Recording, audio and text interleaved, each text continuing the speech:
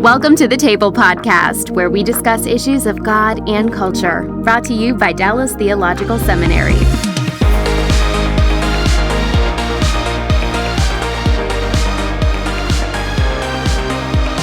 Welcome to Table. We discuss issues of God and culture. I'm Darrell, Bock, Executive Director for Cultural Engagement at the Hendricks Center at Dallas Theological Seminary. And our topic today is blended families, and I'm going to be in conversation with Ron Deal, who we've had before and who we've asked back. He's president of Smart Step Families, which is a really clear name for what blended family often is, and directs the blended family ministry at Family Life. He's the author of more than a dozen books, and in particular, there's a new one out that's kind of a guide to building a smart step family. In fact, the subtitle is The Couple's Guide to Becoming a Smart Step Family. And whenever I see a subtitle like this, I always think, well, what's the alternative? The Couple's Guide to Becoming a Stupid Step Family. So this is helpful. And then it's Ron Deal, Preparing to Blend. And it's thinking through the process from the time you decide, all right, I'm going to build a new family, and we're going to have to put in effect two families together. Thus the blend, and so we want I'm going to use an old brand name, the Waring Blender, not to become the Warring Blender, and Yes. So in that sense, it's a way of thinking through the steps that are taken. So thank you, Ron, for being a part of the table and for helping us with this topic. Yeah, it's a pleasure to be back. Thanks for having me. Now, the initial observation to make, and this is kind of the preacher or homiletical idea in this book is that when you're dealing with a blended family, it's not just about you and your spouse to be. Is that a fair bottom line? That is a huge bottom line. Yeah. And anybody who even thinks about doing premarital counseling with couples that are forming blended families, they have a complex background, they're going to create a complex family. Premarital counseling just got more complex. If you only think coupleness, you're not helping them move toward familyness, which is the major objective. And honestly, Darrell, if I had a friend who put it very poignantly one time, and I've never forgotten this, couples get married because they've fallen in love with a person, but couples in step families divorce because they don't know how to be a family.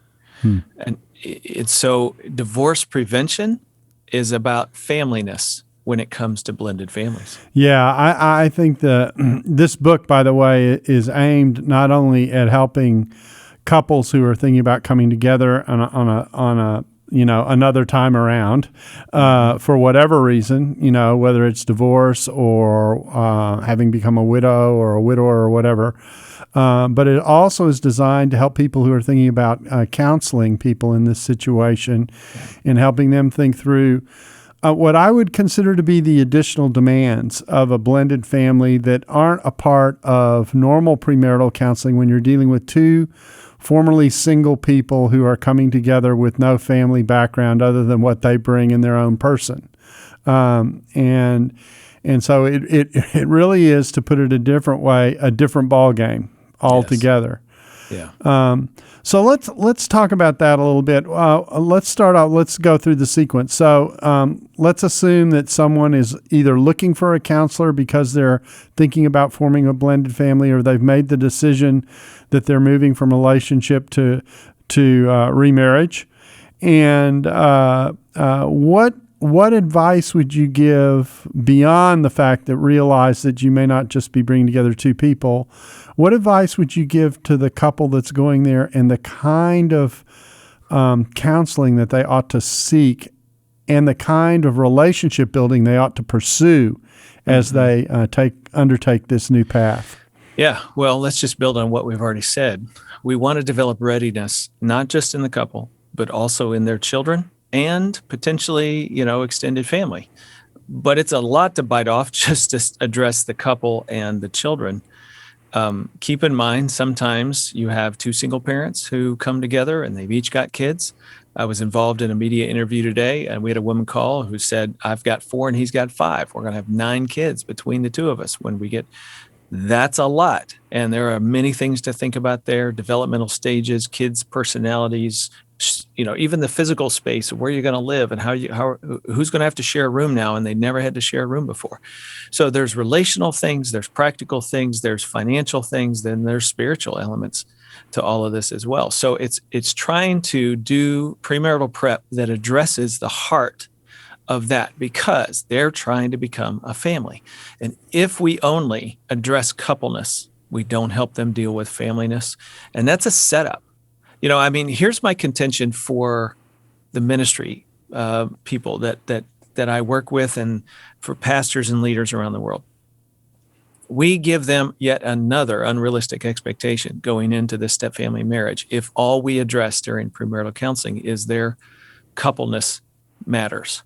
If we're so dyadic in our focus that we don't really even help them talk about parenting and step-parenting and former spouses and kids moving between homes, and how is your ex-husband going to feel about your kids having a stepdad in their life? How's that going to change parenting? Oh, it's not going to change anything. Oh, yeah, it changes a lot. If we don't help them with that stuff, then they get blindsided by the stress of merging, as I like to call it, and they don't know what to do about it. And then they begin to unwind the whole narrative around getting married. Maybe we shouldn't have gotten married. No, that's not a helpful narrative. Mm-hmm. That divorce is looming when that's the dialogue in somebody's head. But it's more like, how do we do this? Not whether or not we should have. It's how do we do this going forward? Well, if we can layer that into the premarital preparation before they ever walk down the aisle, then we give them such a better running start into becoming a family. So I'm gonna use some geometry and to try and get at this, and that is what risks being a straight line couple picture. Mm-hmm. Actually, and I'm going to put the child in the equation here. For every child, it's actually a triangle if mm-hmm. there's a divorce involved. That's right. It's actually a triangle even if there's a death involved, because there's still that lingering mm-hmm. relationship mm-hmm. with the former parent. And so one of the tricks here is this change that comes in the relationship because although there's a pair that's being wedded together and being made one, I'll be theological for a second. Mm-hmm. There's a big spectator crowd that are actually participating in the ball game yeah. As this couple comes together. Yes, that's exactly right. I'm just pondering all the things that you just shared, and we could go theological on all of this. Some people would say there's no such thing as just dyadic relationships, that every two-person relationship has a third something connected to it. Right. The universe did start with a trinity. Let's right. just go there, right? But even husband and wife are united in God. Right. There's a triangle of sorts. But you're absolutely right. From a child's emotional experience of a parent, their single mom, let's say, who now marries their stepdad, this is a huge triangle. And actually, when I do step family therapy training with clinicians, what I say is step families are a series of interlocking triangles. So from this child's point of view, now I've got in one triangle with my mom and my stepdad, but then I'm also in one with my stepdad and my biological dad. Mm-hmm. And I'm in one with my mom and my biological dad. Now I'm in one with my mom and my new step-sibling, my mom's new stepchild that came with my stepdad. How many interlocking triangles is this one child having to deal with? You want to talk math? The average biological family of 5 has about 20 relationships they have to manage. The average step family of 5 has 240 relationships that each person has to manage. Man. Why? Because of these triangles and the nature of biological relationships versus step relationships, the ones that I know and understand is clearly defined versus the ones that are new and I'm trying to figure out, who are you to me in my life, now part of my family?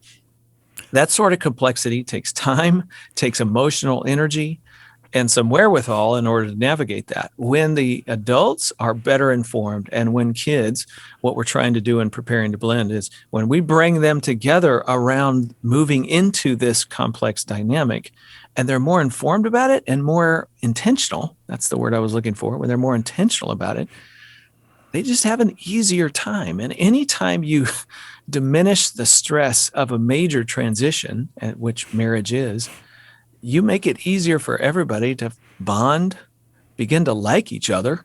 And that's the big first step to learning how to love each other.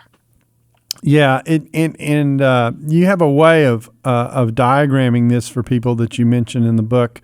Mm-hmm. I think it's called, I may have the name wrong, a genealogical map. And yeah, we kind of combine some things. Many people may have heard of a genogram before. It's a tool we use in family therapy. I have some friends who have been working long and hard on creating. With this book, we're launching their website that creates what they're calling a blended family map. But it's a genogram. It's essentially the same thing. But people create a digital genogram of their family, what their family is going to look like. And it is an amazing tool. Costs $10. $10. And with the discount in the book, it's less than that. But very insightful. You can imagine being a minister or a counselor leading a couple through this conversation. And it provides you information and them, and you can explore what their life is going to be like. That's chapter 1 in the book. Mm-hmm. Yeah, and it strikes me as being a very important chapter because what it does is it visualizes this move from whatever it was, the number in the 20s to the number in the 240s, and the managing of all the relationships. And of course, the one another thing that's in the background is if the excluded parent, I'm going to define it that way, for the excluded parent in your relationship also remarries, your map gets more complicated. That's right, and that's essentially what happens. In that chapter, I talk about you're helping the couple open their eyes. That's one of the purposes of them doing this digital genogram, blended family map. Because here's what happens, and I've taken lots of couples through the process. Let's draw your genogram. Here's what your family's going to look like. If you were to ask the couple, all right, you got 2 kids, he's got 1. So what's your family going to look like? Oh, well, it's going to be the 5 of us. Yeah, there's the math. There's 3 kids, 2 adults, the 5 of us. And then you say, okay, let's just start filling in some other spaces. And all of a sudden, well, there's a former spouse over here and grandparents, right? Who want to continue to be a part of the kid's life. And then we have maybe another former spouse over here who's deceased, let's say, but still lives on in the heart and mind and soul of everybody because that person's always your parent your whole life. And so they're kind of the ghost parent, if you will. And so that's a dynamic that's at play. And we have grandparents over there. You start drawing it. When you get 3 generations done, all of a sudden people are going, it's not the 5 of us. It's 3 households or it's 2 households. And it's this many adults parenting these 3 kids and this many sets of grandparents trying to influence these kids.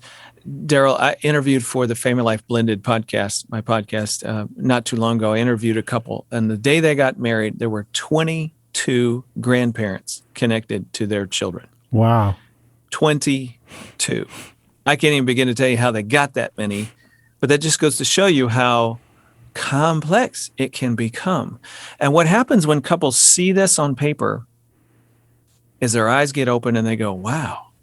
And then you just point to one of the children and say, now tell me what you think it's like to be this person between these relationships and this relationship and this triangle over here and moving between homes. And what's the climate like there versus the climate like that you want to create in your home? And all of a sudden parents go, this is a lot.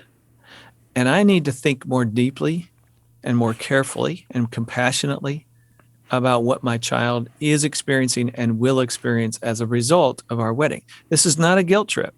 Sometimes people feel that, but that's not the point. What we're trying to do is help them see it from another person's point of view and begin to anticipate what it means to them. And all of a sudden, it's amazing the insights that begin to roll out. And this is a tool, by the way, that you can refer back to much later in the book when you're covering other subjects. You can come back to it and you can say, no, that gives me more insight into this relationship for your child. For child A, child B, child C.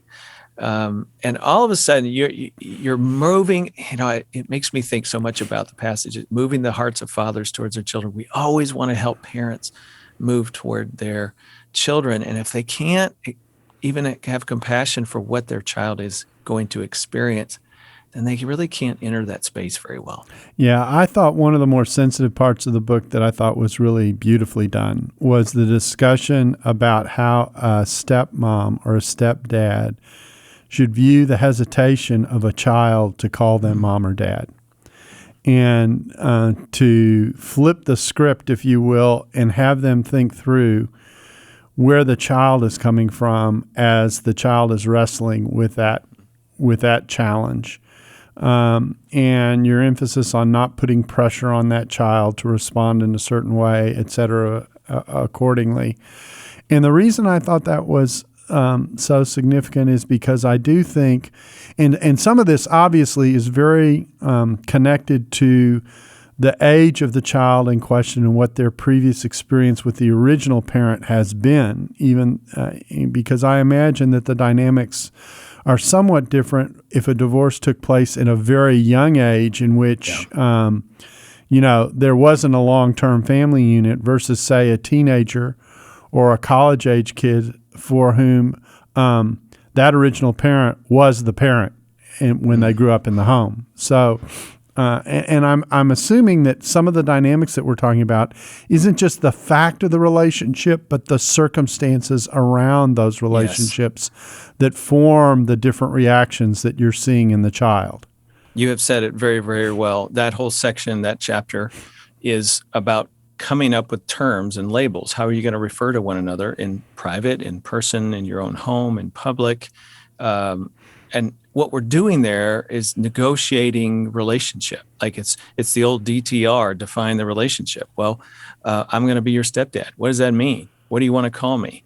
And oh, by the way, what you decide to call me in private might change if your biological dad is in the room. If he were to overhear it, might that change how you refer to me? Yeah, because the child is concerned about dad's feelings and doesn't want to hurt that relationship with her father. And so, of course, that is a dynamic there. And so rather than meandering around trying to figure out what to call each other and making each other feel awkward, I wish I could tell you how many stories I've heard people say, we don't have any steps in our home.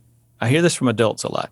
We don't have any steps in our home. Everybody's the same. My children, his children, I love them all the same. Well, that's great. I love that heart and that attitude. But guess what? To your stepchildren, there are steps in the home. Your definition of the relationship is not necessarily their definition of the relationship.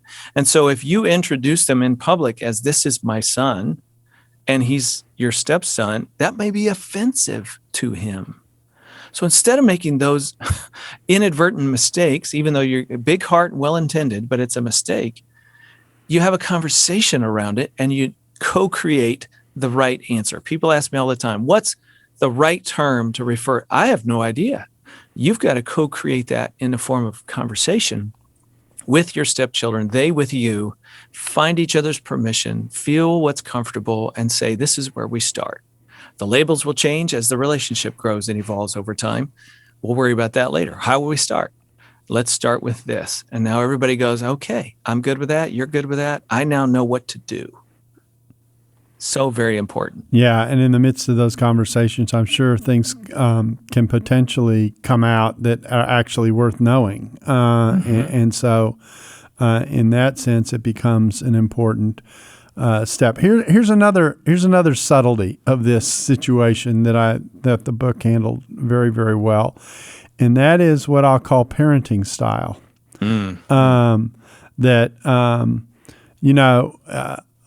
One couple will parent in one way and another couple will parent in another way. There's a death or divorce, whatever causes it. The blended couple comes together. That new unit is not the same unit as the old unit. Right. And which means rules have changed for everybody. It changes for the parents and it changes for the kids. Yep. So expectation, and there's more change, and it's not just one change. Let's remember, this is the change on top of change on top of change on top of change, most of which is unwanted for adults and children, especially kids. Right. And this is true whether they're 25, 30, or 15, or 8 when all of this takes place. It doesn't matter how old the children are. There is more change taking place. So there's But been a you're right. relationship, there's been a separation of one kind or another, and now there's a new relationship that has to be built. That's at least 3 changes. Yes. And the parent mom was when she was married to dad is different than the parent mom was as a single mom who had to carry all the load and was super tired all the time, exhausted, bless her heart. And, sometimes just didn't care about drawing a line or setting a boundary and let things slide a little bit just because she didn't have all the energy she needed. It's true of single dads as well. And now she slides into mom with stepdad as partner, and she may parent yet even differently there, or she may assume that stepdad, her new husband's going to fill all the gaps that bio dad left. And so she slides back into who she was in the first marriage. Well, guess what? That doesn't work necessarily. That doesn't work. Yeah, it might not. Yeah. It depends on the kind of person the stepdad is and what role he can play and whether the kids want him to have a big role in their life or they don't. I mean, lots of factors there. I'm so glad you brought that up because, again, let's just point out traditional premarital counseling doesn't go there.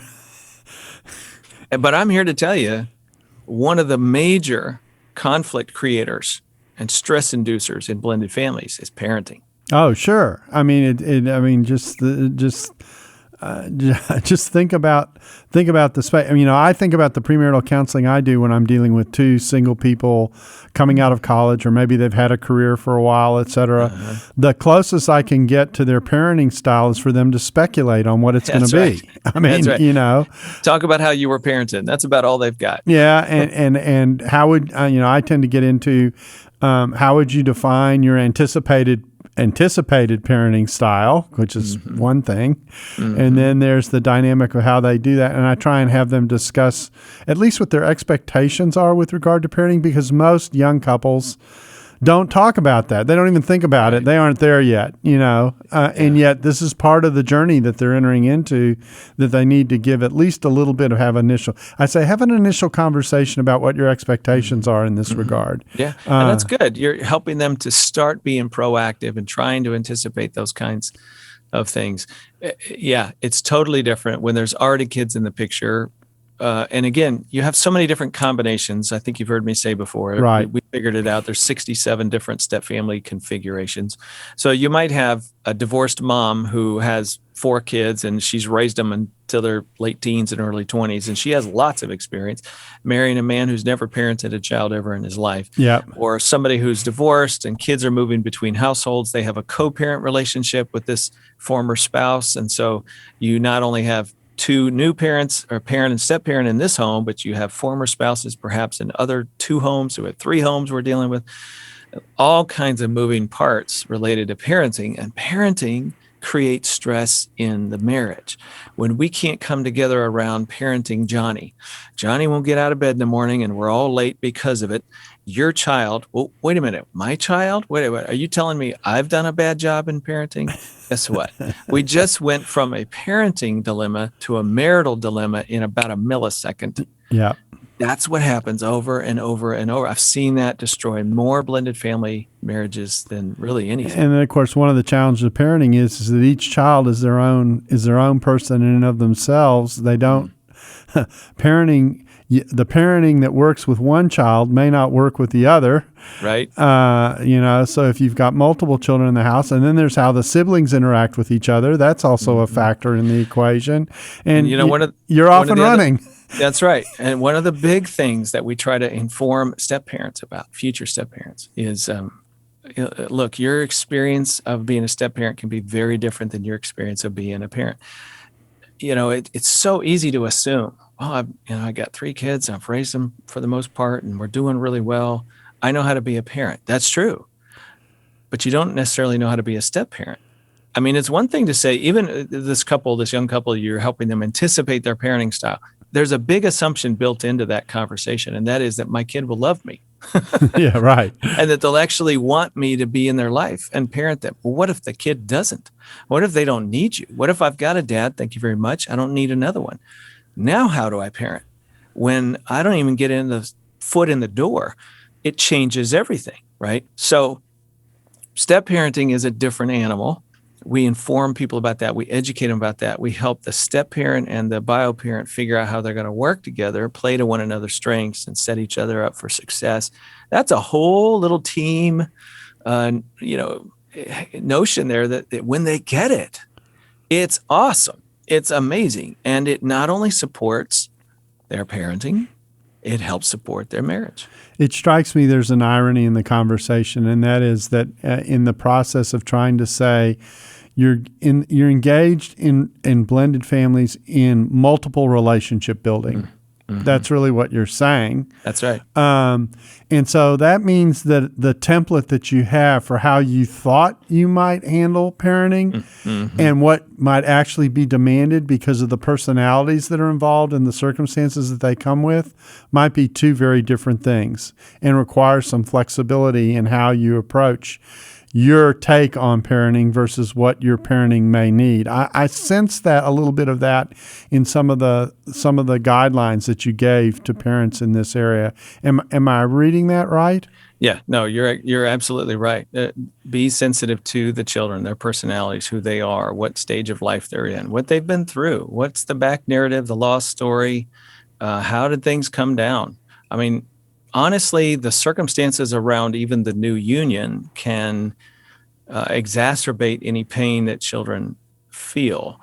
You can imagine, a quick turnaround is one of the things that I know catches kids off guard, and especially adult kids. Wish I could tell you how many 30-year-olds I've had call me saying, my dad's lost his mind. Mom died 6 months ago, and he's met a woman, and he's spending money and time on her in ways that he never did with our mother. We don't understand who this man is. I think he's lost his ever-loving mind. The last thing I want to do is support his marriage to this woman whom we like, but how can this be rational? And it's so funny when our children start saying to us, "You need to slow down." You're I'm telling you what you told me when I was dating. That's exactly right. Yeah. The child becomes the teacher, and it happens all the time. And so they can't, be in favor of this new union. And so the manner in which it came about dramatically affects whether or not people get on board. And then that just creates distress within the couple. Kids won't come to see him anymore. Now he's not getting to see his grandchildren. His wife's saying, I don't know what's wrong with your kids. What do you mean, my kids? Now they're arguing over parenting and step parenting again. It's such a sticky wicket, if I could say it that way. Yeah. Well, I can't commend this book too much. I mean, it does a wonderful job of kind of laying out kind of the areas that get addressed, the dynamics that are in play to be sensitive to and aware of. It gives a lot of good, straightforward advice about how to approach this. I can't imagine how helpful it is to step families that are people who are moving in the direction of forming a step family. And it's also, I found, terrifically beneficial to a person who's thinking about counseling. It really is a different kind of counseling to call it. It's premarital and postmarital counseling simultaneously, if I can say it that way. And I have to say, we've got a website. The book tells you, go to thefamilylife.com/preparing-to-blend, and there's bonus material there. But the big thing is for leaders, pastors, there's a leader's guide, simple PDF, free download, that helps you turn the book into 10 premarital counseling sessions. In effect, it's built right into the whole system because I want you to be as equipped as you can be. It's sort of like, I know you don't have to become the expert on this. You learn as the couple learns. The first time you take a couple through this, you're going to learn just like they're learning. But the activity that's built into each chapter is meant to help them start doing something based on what they've learned, not just reading about it, but actually doing something constructive. Most of those practical activities involve children. So it's an assignment. They go and do, they come back, they share with you, this is what we learned, this is what happened, this is the wall that we hit, what do we do? And together you just walk through this. I really tried to put the cookies on the bottom shelf, Darrell, all right? Just to make this super easy for pastors because we got to do a better job. 75% of pre-blended family couples get no preparation whatsoever. And if they do get something, they get this traditional couple premarital counseling that really doesn't talk about being parents or step parents or any of the dynamics around being a blended family. About 85% of what's actually going on. Exactly. Yeah. And so this is your premarital program in a book. Yeah. The interesting thing for the person who's a counselor is, and I think this is an important thing to say as well, is that because of all the potential different dynamics that you get, each couple is going to be significantly different in how you approach the way in which their unit is going to blend. 67 different configurations. There's a whole lot of variables there. Yeah. What works for one family may not work for another. The terms that one family co-creates and says, yeah, I'll call you Mama Deuce and you'll call me Charlie. It may not be the right answer, probably won't be the right answer for the next family. And so this is a process-oriented book. It really is not cookie-cutter answers. It's really designed to help the family and the couple come together in a way that is uniquely about them and helps you counsel in a way that builds who they are. Well, Ron, I want to thank you for taking the time to kind of introduce this area to us and for helping us to blend well, and I really do commend your ministry. I just think it's a wonderful. It plugs a wonderful hole in what's going on. I think you gave me a statistic the last time we talked that was pretty shocking, and I can't remember what the number was, but I just remember being shocked by the number, that when you speak to the average congregation, so many % of your people in your congregation are likely to be in a second family unit at least. I don't remember what that figure was, but it was enough to go, man, that's a lot of people who actually don't get directly addressed by the standard family model. Yeah. Nationally, we know 40% of families raising kids are blended families. 35% of every man, woman, and child in the United States has a step relationship of some kind. 35%. That's 113 million people have a step parent, a step sibling, or a stepchild in their life. That does not include step grandparents, by the way. So the math is real. Yeah. 62% of couples under age 55 have either a step parent or stepchild connected to their marital union. 62%. This is the church. This is a growing segment of our culture and around the world. By the way, we have the same stories from the UK and Africa and Australia and New Zealand and Canada. So, and yet, my estimate is less than 0.5% of churches do anything ever to talk to this group of people. That's what Family Life Blended does. If you want to know more about how you can minister to them in lots of ways, whether before married or after married, please come and visit with us. Let me give you one more stat, Darrell, because I think this is worthy of a quick little dialogue here. 15% of first marriages form blended families. Now, just take that in for a second. We always think this is about divorce and remarriage. Well, by and large, that's true. Widowhood, second marriage. But 15% of first marriages today in the U.S. forms a blended family. People go, well, how does that even work? Well, somebody had a child. How many people? We've disconnected parenthood from marriage, unfortunately. Yep. And lots of people have a child out of wedlock and then don't go on to marry the biological parent. They marry somebody else.